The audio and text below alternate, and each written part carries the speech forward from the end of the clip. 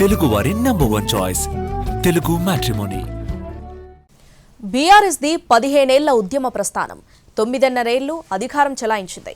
ఈ 25 ఏళ్లలో ఎన్నడూ లేనంత సంక్షోభాన్ని ఇప్పుడు ఎదుర్కొంటుంది. ఆ పార్టీ ఒక్కసారిగా కుదుపునకు గురైంది. ఈ 25 ఏళ్లలో అనేక మంది కీలక నేతలు పార్టీ నుంచి వెళ్లిపోయారు. కానీ ఇప్పుడు కేసీఆర్ సొంత కూతురే బయటకు వెళ్లిపోవడంతో పోతూ పోతూ తీవ్ర విమర్శలు చేయడంతో ఆ పార్టీకి సమాధానం చెప్పుకోవాల్సిన పరిస్థితి ఏర్పడింది. ఊహించిందే జరిగింది, అనుకున్నదే అయింది. నిన్న బీఆర్ఎస్ నుంచి సస్పెండ్ అయిన కల్వకుంట్ల కవిత ఇవాళ పార్టీకి రాజీనామా చేశారు. అలాగే ఎమ్మెల్సీ పదవికి కూడా రాజీనామా ఇచ్చారు. రాజీనామా ప్రకటన చేస్తూ మరింత ఓపెన్ అయ్యారు కవిత. హరీష్ రావు, సంతోష్ రావులపై మాటల తూటాలు వదిలారు. ట్రబుల్ షూటర్ గా పిలుచుకునే హరీష్ రావు అసలు ట్రబుల్ షూటర్ కాదు, ఆయన ట్రబుల్ మేకర్ అంటూ రెచ్చిపోయారు. అనేక విషయాల్లో పార్టీకి నష్టం కలిగించేలా హరీష్ రావు ప్రయత్నాలు చేశాడని ఆరోపణలు చేశారు. ఈ మధ్యకాలంలో ముఖ్యమంత్రి రేవంత్ రెడ్డి, హరీష్ రావు ఒకే విమానంలో ప్రయాణం చేశారని, అప్పుడు వాళ్ళిద్దరూ కలిసి మాట్లాడుకుని బీఆర్ఎస్ను తనను ఇబ్బంది పెడుతున్నారని మండిపడ్డారు. తనపై కుట్ర జరుగుతోందని 3 నెలల క్రితమే చెప్పినప్పటికీ కేటీఆర్ కనీసం ఫోన్ చేసి కూడా మాట్లాడలేదని చెప్పుకొచ్చారు కవిత. బంధుత్వం పక్కన పెడితే ఒక ఎమ్మెల్సీగా కూడా తనకు సహాయం చేయలేదంటూ కేటీఆర్పై సున్నితంగా విమర్శలు చేశారు. కేటీఆర్ తనకు సహాయం చేయకుండా ఉండడానికి హరీష్ రావు, సంతోష్ రావులే కారణమన్నారు. తనను బయటికి పంపేందుకు కుట్రలు అప్పుడే మొదలు పెట్టారని ఆరోపించారు. నేను పెద్ద ట్రబుల్ షూటర్ అంటారు. ట్రబుల్ షూటర్ కాదు, ఈజ్ బబుల్ షూటర్.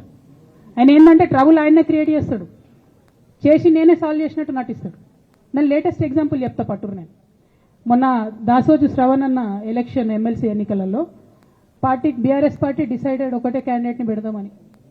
కానీ హరీష్ రావు గారు ఇంటర్నల్గా బీజేపీ వాళ్ళతో మాట్లాడుకొని ఏం చెప్తారంటే, మీ దగ్గర నుంచి ఒక క్యాండిడేట్ని ఇవ్వండి, నేను మామయ్యని కన్విన్స్ చేసి రెండో క్యాండిడేట్కి పెట్టిస్తా అంటే he wants to create a trouble. ఈ క్రైసిస్లో ఆల్రెడీ మన పార్టీలోకి వెళ్ళి 10 మంది ఎమ్మెల్యేలు వెళ్ళిపోయినాక, 38 మందిలో 10 మంది పోయినాక నువ్వు ఇంకో సెకండ్ క్యాండిడేట్ని పెడితే ఎంత కన్ఫ్యూజన్ అవుతుంది. మరో సంచలన ఆరోపణ చేశారు కవిత.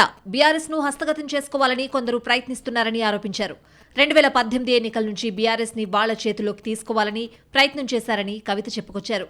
2018లో తమ పార్టీ నుంచి పోటీ చేసిన ఎమ్మెల్యేలకు సొంతంగా హరీష్ రావు ఫండింగ్ చేశారని చెప్పారు. ఆ డబ్బులు కాళేశ్వరం ప్రాజెక్టులో చేసిన అవినీతితో వచ్చినవేనన్నారు. అప్పుడే అన్ని విషయాలు తెలిసే కేసీఆర్ చాలా రోజులు ఆయనను పక్కన పెట్టారని ఆరోపించారు. కేటీఆర్ ఫస్ట్ టైం పోటీ చేసినప్పుడు సిరిసిల్లలో ఓడించేందుకు హరీష్ రావు ప్రయత్నం చేశాడని కవిత ఆరోపించారు. పోచంపల్లి శ్రీనివాసరెడ్డి, ఎమ్మెల్సీ నవీన్ రావులు హరీష్ రావు, సంతోష్ రావులకు బినామీలని ఆరోపించారు. హరీష్ రావు గారు 20-25 మంది ఎమ్మెల్యేలకు ఎన్నికలలో అడిషనల్ ఫండింగ్ ఇచ్చారు, పార్టీ ఇచ్చింది కాకుండా. ఏడికేలు వచ్చినాయి హరీష్ రావు గారు కానీ డబ్బులు 100% కాళేశ్వరంలో జరిగిన అవినీతి నుంచి వచ్చిన డబ్బులే. ఆయన ఆలోచన ఏం చేసిందంటే, ఏమన్నా కొద్దిగా అటు ఇటు అవుతుందేమో రిజల్ట్, నా దగ్గర ఎమ్మెల్యేస్ ఉండాలని ఆలోచన చేశాను. నీకు అసలు అట్లాంటి ఆలోచన ఎందుకు వచ్చింది? నేను కట్టప్పలాంటోని కేసీఆర్ గారి దగ్గర ఉండేటోని అంటావు కదా, నీకేం అవసరం వచ్చింది ఎమ్మెల్యేస్కి సపరేట్గా ఫండింగ్ ఇవ్వడానికి? ఎవరికి తెలియదు అనుకుంటారా? ఇవి ఎవరు చెప్పారు అనుకుంటారా? ప్రతి ఒక్కరు చెప్తారు ఎమ్మెల్యేస్ ఓపెన్, నా పేర్లు కూడా తెలుసు, చెప్తే బాగుండదు, ఎమ్మెల్యేలు ఇబ్బంది పడతారు. ప్రెస్ మీట్ తర్వాత మీడియాతో చిట్చాట్ చేసిన కవిత మరిన్ని సంచలన విషయాలు బయటపెట్టారు.